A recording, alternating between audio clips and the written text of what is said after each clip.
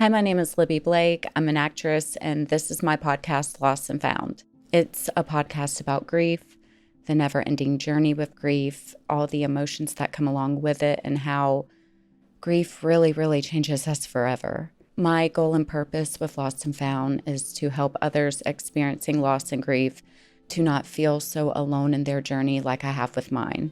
After my mom died, I completely fell off the face of the earth. I felt deep, deep depression. I felt guilt. I felt anger.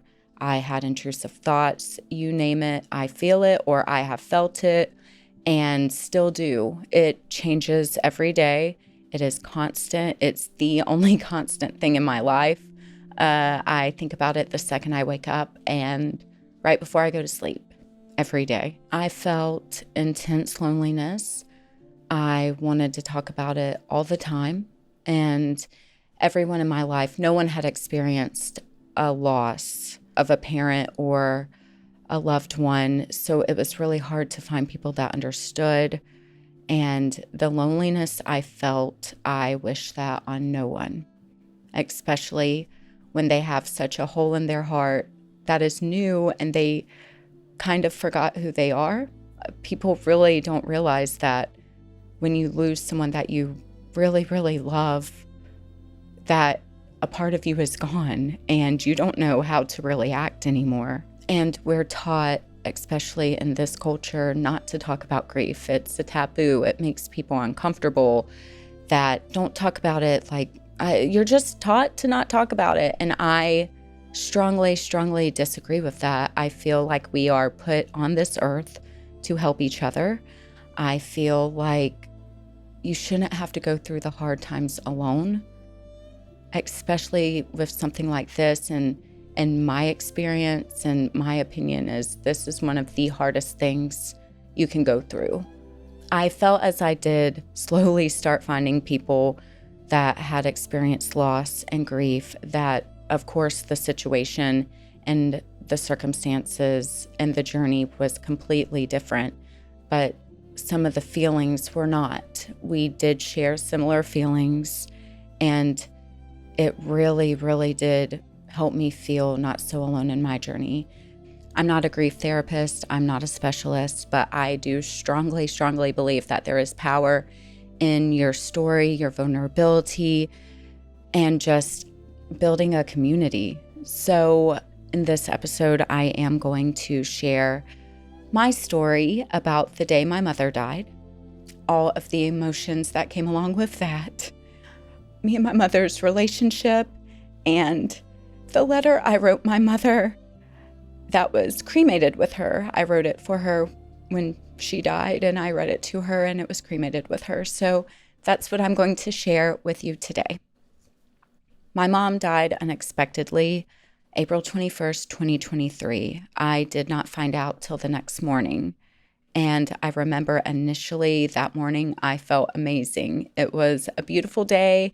Me and my boyfriend were on the patio. We were about to start a new book.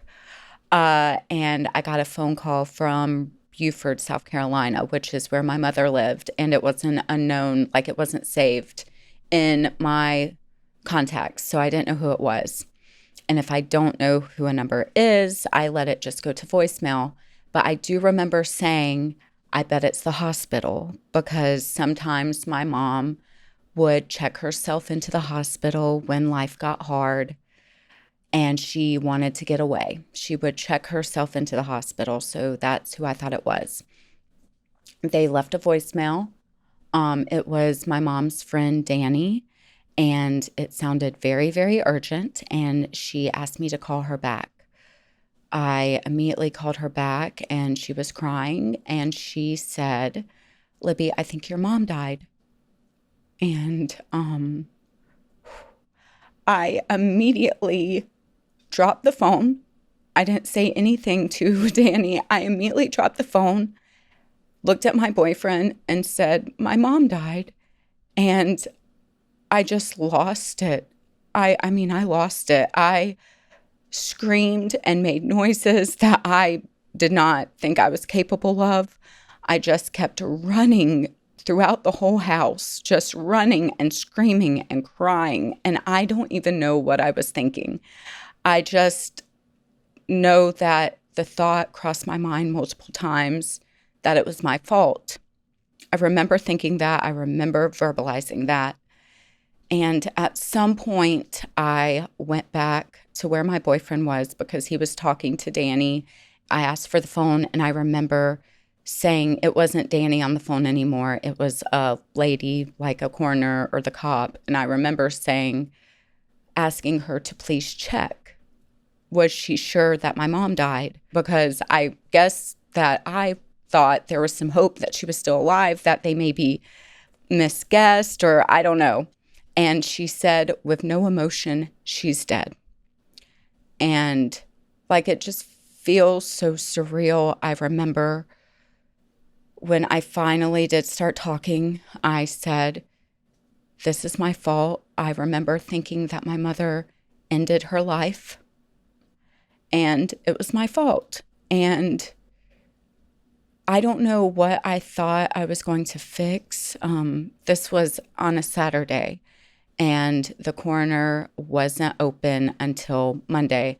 Oh, and the coroner also said, because of my mother's age and her medical history, that they were not going to do an autopsy. My mother was 59 years old. She definitely should have had an autopsy done, but that led me more so to believe that my mother ended her life, and it was because of me. We immediately got on the road. Within like 30 minutes, they told me I didn't need to be there till Monday, but I thought being there, I could change something or find closure or do something to make this not real. And the whole way there, it felt like I was just jerking back and forth in like the seat of the car, and I was wailing, and I just kept saying this was my fault. And even if she didn't kill herself, that she died because we weren't learning the lessons we were supposed to. Me and my mom had a really, really complicated relationship, and we didn't really have any sort of good working relationship until I was an adult.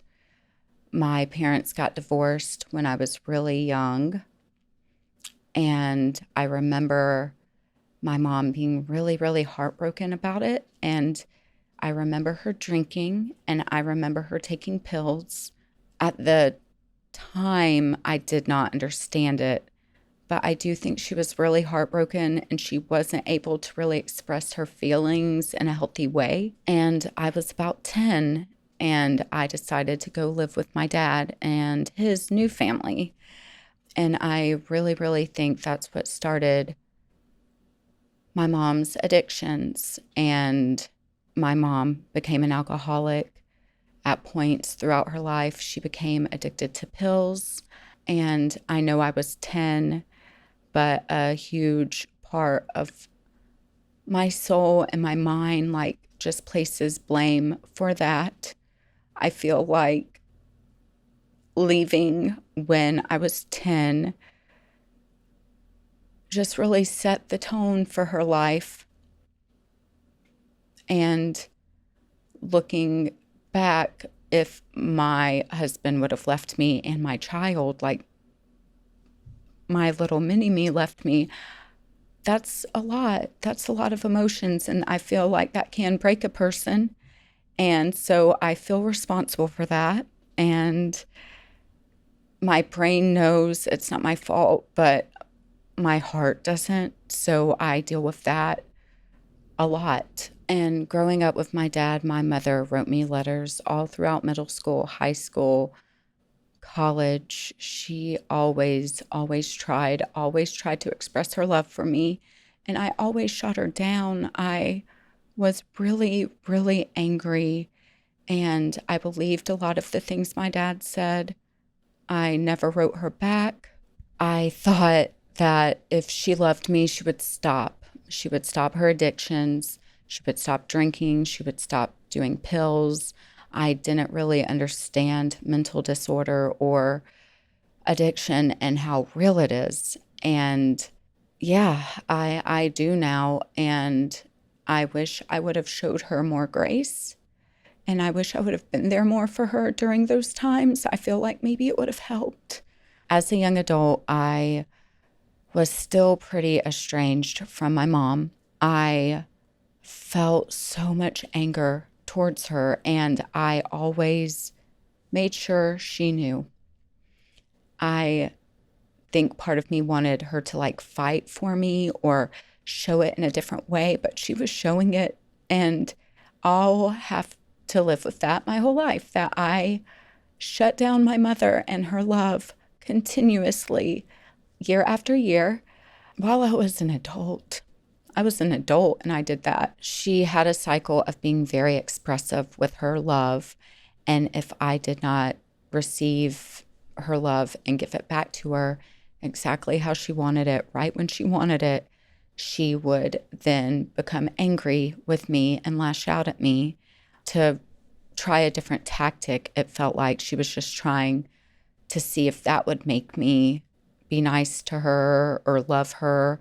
And I kind of feel like I did the same thing to her. But that cycle happened for a long time, and it really prevented me from forming a relationship with her. And then during the pandemic, I remember my mom calling me, and she said that she was sorry and bye. And I could tell she had been drinking. She had a bad lisp when she was drunk, and she had those things going on, and she kept saying she was sorry and she was crying. And something in me knew that she was going to try to kill herself. And I asked her, and she didn't answer me. She didn't answer me. She just kept saying sorry and bye. And I remember saying to her, Mom, if you do this, you never loved me. And I didn't believe that, but I think I was just trying different tactics to get her not to.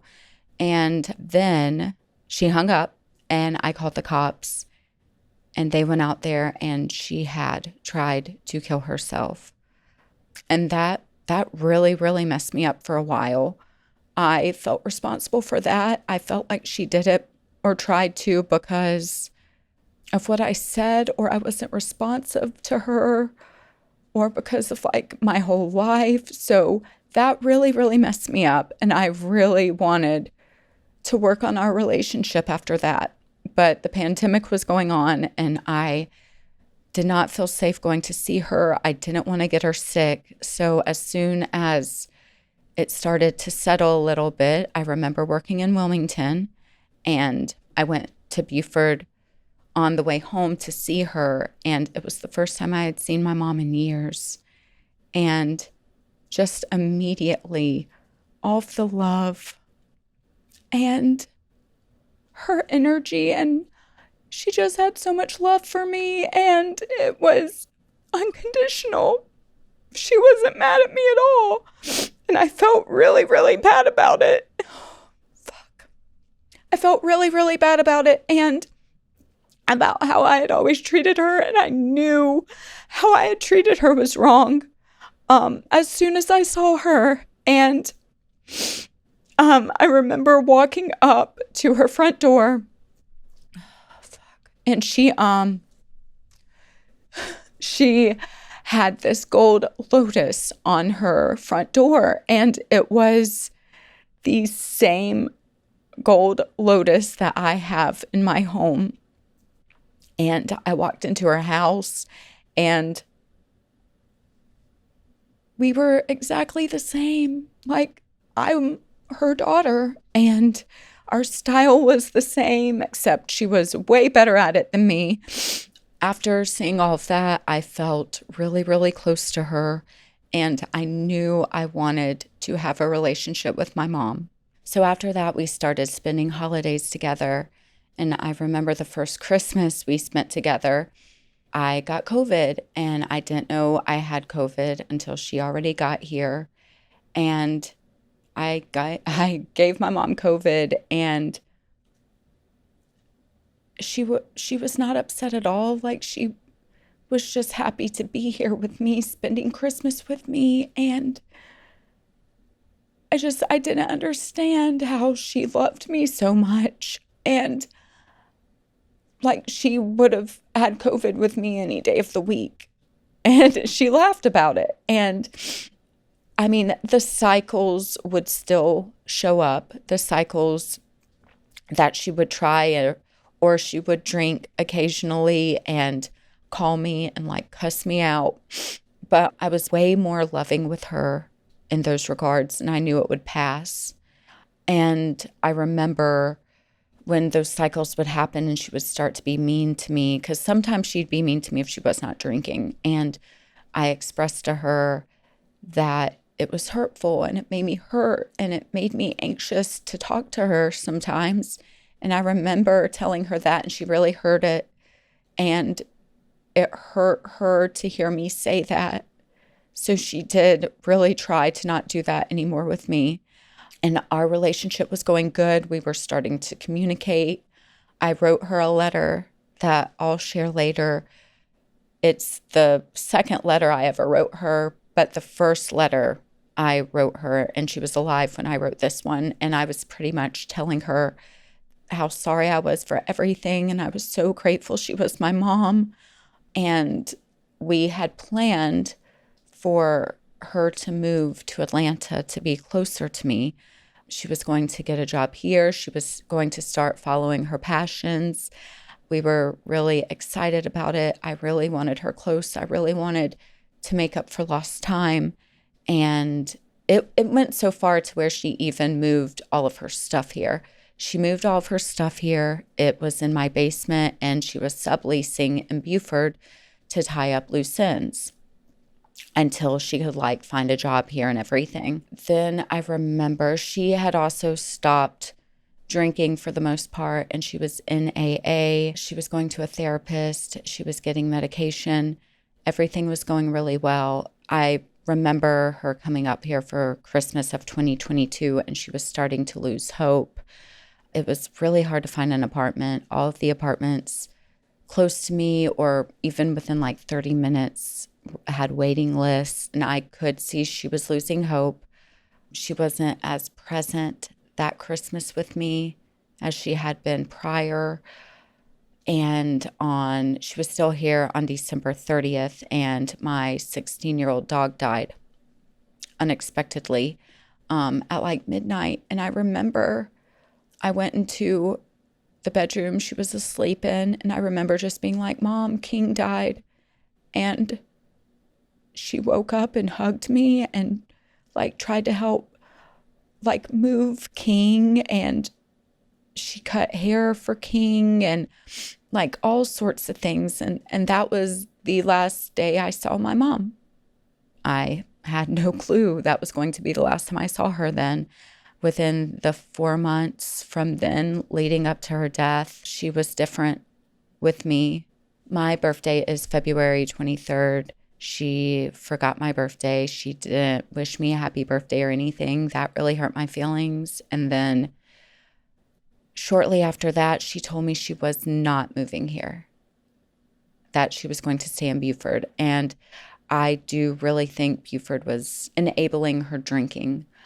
She was a waitress at a tavern, and everyone drank. And I think her job enabled her. I think her friends enabled her without knowing it was going to kill her, but it did. And so she said she didn't want to move up here, and that really hurt. And then I remember trying to go see her. I had booked a job in Savannah, Georgia, which is like 40 minutes from Beaufort. And I tried to go see my mom. I texted her and said I would be in the area and I wanted to stop by, and she told me no. I didn't fight harder to see her. I didn't tell her that I was sorry for getting hurt. I didn't tell her I'd let it go and I wanted her to do what would make her happy. I didn't do any of that. I could tell she started drinking again, and that was hurtful for me to see her backstep with it. So I told her I was going to block her number, and I didn't for like 2 weeks. And then I did. I blocked my mom's number, and she died. She died. So I have her phone, but I haven't looked to see if she had tried to text me or call me or anything, because I'm scared. I think she did. I think she probably did, and I don't know what kind of person blocks their mom's number. And I'm scared she didn't feel loved when she died. But I have to live with knowing I blocked my mom's number. I regret that every day. I think about it every day. I feel anger about it every day. I should have fought harder. I should have been there for her. I should have accepted her. Like, I feel like if I would have loved her more, she'd still be here. My grief has came with a lot of guilt and a lot of regret, and my soul knows to learn from it and to love harder and let people know that you love them, because it might be the last time you see them. But then there's also a part of me that's like, you don't deserve that. You don't deserve to do that. You didn't do it for the one person who loved you unconditionally. So why should you experience happiness? Why should you experience love? Why should you be able to do all of the things that you could have done with your mother? Like, you could have showed her all of those things. And so that's a battle I deal with a lot with my grief. Tons of regret, tons of anger, tons of blame. And people really don't understand that when someone you love dies and they loved you unconditionally, it's part of your soul that is gone. You are a different person, and you have to figure out how to navigate life now without them. And it's always in the back of your mind. They're always in the back of your mind, and all of the feelings that you haven't worked through. So now that I've explained our relationship, when we finally got to Buford on the day my mom died, I don't remember which order it was. I know I went to the funeral home, and I went to my mom's place, and I spoke to Danny on the phone again, and Danny wanted to tell me that when my mom had tried to kill herself a couple years prior, she had written me a letter on the back of a notebook, and Danny explained what the notebook looked like. And I searched my mom's place up and down for that notebook. I don't know if I thought it would be closure for this or her death, or I could just have validation that she loved me, even though I know she loved me. So I looked for hours, and I still have not found that notebook with that letter that she wrote me. I still haven't found it. And so then whenever I went to the funeral home, I remember the funeral director telling me that I needed to go to the coroner's office on Monday and request an autopsy, that my mother was too young. So I wrote down all of the reasons why she should have an autopsy. And I went up there and I begged for an autopsy, and they did one. And she had been drinking. She did not overdose. She did not take her own life, but she did die of hypertension, which was caused by her lifestyle, which was her being an alcoholic. She died because of her alcoholism, and it's hard to not think that I played a part in that. But I did hear someone the other day talking about death, and their mother was an alcoholic and had a lot of mental disorders. And she had mentioned that she is very aware that as herself, she makes her own choices and she has control over her life. So if that's true, she has to believe that everyone makes their own choices. So I've been trying to incorporate that into my thoughts. So after I went to the coroner's office and they did the autopsy, I had to plan what I was going to do for a ceremony or with my mom's body. She was not remarried. She did not have a partner. I am an only child. So, and we had not spoken about what she wanted. We weren't expecting for her to die. So I chose to have an open casket viewing visitation for her, for all of her friends in Beaufort. And I got her cremated and she's here with me. But for the visitation, I made sure that everyone knew to wear color. And my mom wore color. I didn't think she'd want everyone in all black. That seemed too dull for her. And I remember getting to the visitation. The funeral director told me to come early, that I could spend time with my mom. And God, I was anxious. I was so anxious to see her. Oh, God, I was so anxious to see her. And the funeral director let me into the room, and I just, before I even got all the way up to her, I fucking lost it. I mean, I lost it. I stayed in there for like an hour with her, and I read her the letter, and I just stared at her and got like as close as I could. And every time the funeral director came in there to see if I was ready for people to come in, I said no. Like, that was my intention. I knew I was going to say no as long as I could, because then it was real. And I knew this was the last time I was going to see my mom. And it was the last time I saw her. And I knew it'd be the last time I was alone with her and the last time I would see her. And I just didn't want it to end, even though she wasn't there. I didn't want to share that with anyone else. I just wanted to be with my mom. And I remember when people came in there, I just wanted to be so selfish with her. I did not want them there, but I knew they loved her too. So I finally let them come in.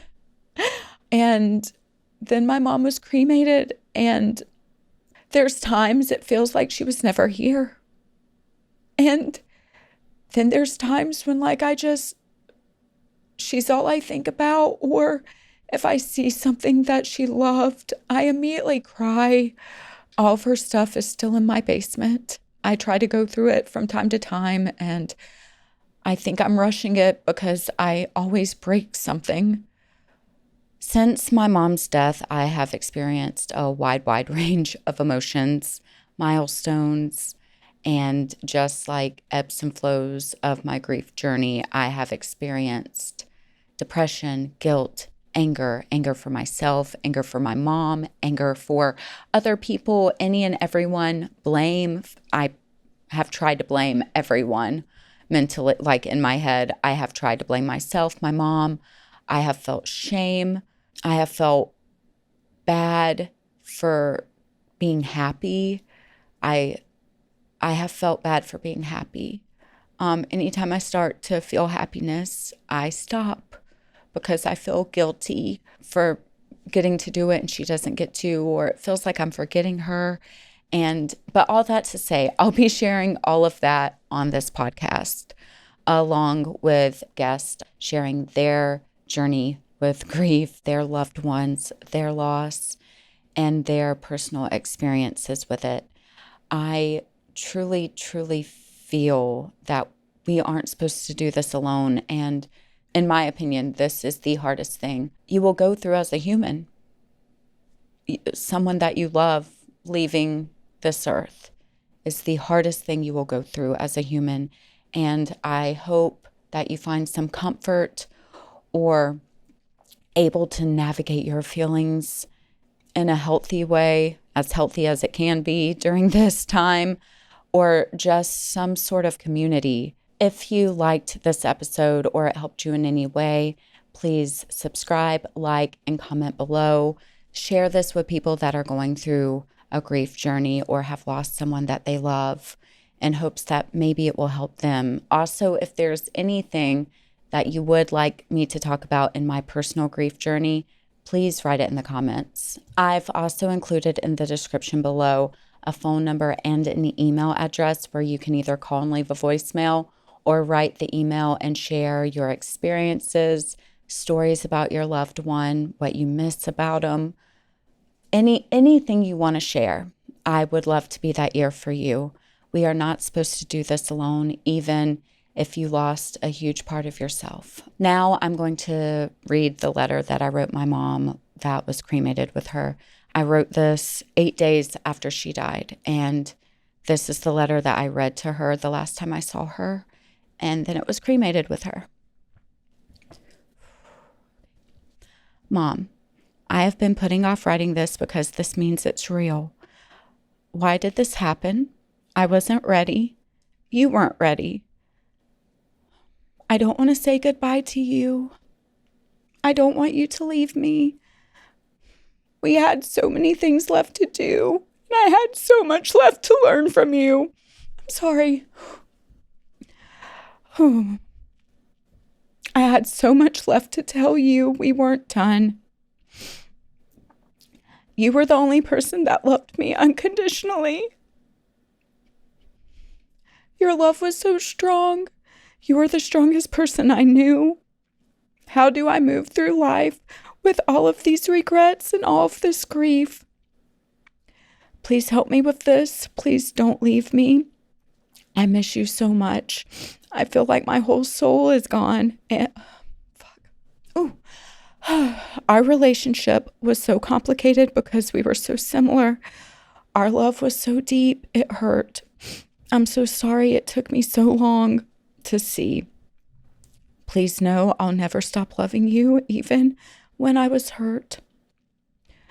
I will never stop loving you. I had so many things left that I wanted to experience with you, and I know you'll be there at every one of them. I'm so lucky you were my mom. You were amazing. You felt everything so deeply. You loved so deeply. I am so grateful that I got that from you. I am so glad that I have you watching over me and guiding me now. I need your help through this, Mom. Please don't stop sending me messages. I really need them. I feel so lost right now.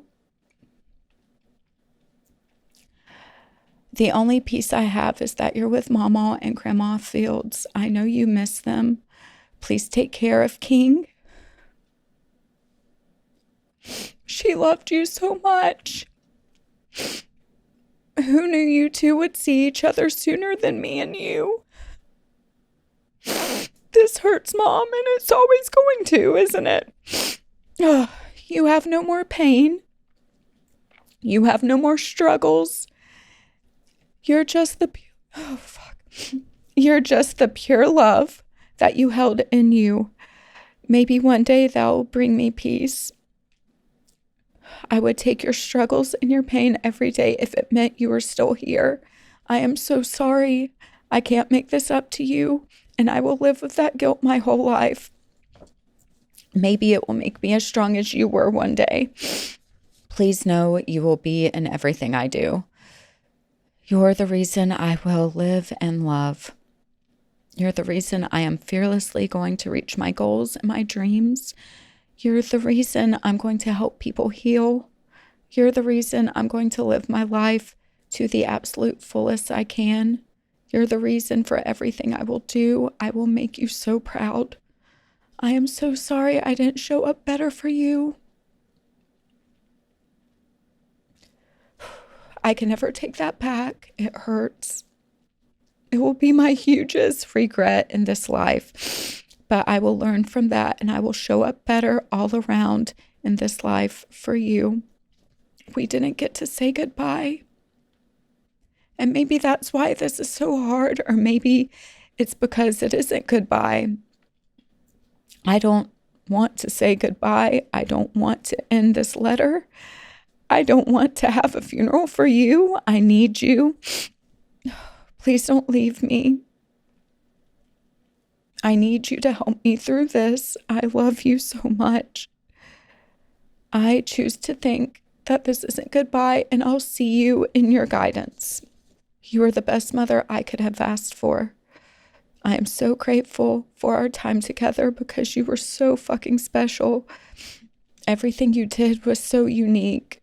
You were amazing. I hope you know that. You changed my life forever. I will cherish you and our time for the rest of my life. I'll make memories and art in your honor. I'll change people's lives for the better, just like you did mine, I promise. I was about to end this, but I don't want to. I don't want this. I'm trying to be strong, like you, but I'm not.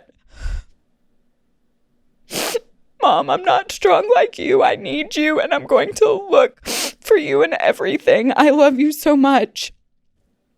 You were and still are the most amazing soul I know, and I know I'll see you again.